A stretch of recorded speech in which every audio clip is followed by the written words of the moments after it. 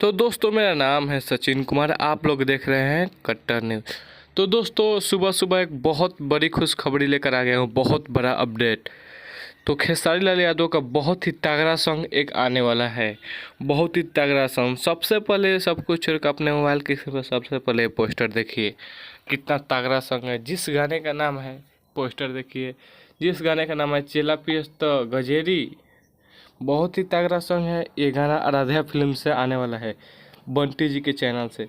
जिस गाने को लिखे हैं प्रिंस प्रिंस परदेसी, संगीत प्रियांशु सिंह। सबसे बड़ा अपडेट ये है तो संगीत प्रियांशु सिंह, म्यूजिक डायरेक्टर प्रियांशु सिंह है। उसके बाद प्रिंस परदेसी जी लिखे हैं, आराध्या फिल्म से गाना आने वाला है। आराध्या फिल्म पे ग्लोबल म्यूजिक जंक्शन के जुड़ गया उसमें, बहुत ही तगड़ा तगड़ा सॉन्ग आएगा। उसके बाद अगला गाना आएगा अनंता म्यूजिक वर्ल्ड से, टुनटुन यादव राइटर।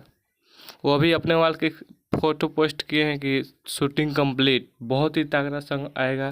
ये तो गाना बहुत ही तगड़ा है, लेकिन सबसे बेहतरीन की बात यह है कि प्रियांशु सिंह म्यूजिक डायरेक्टर है। बस इतना ही कहेंगे। अगर हमारे यूट्यूब चैनल पर नए हैं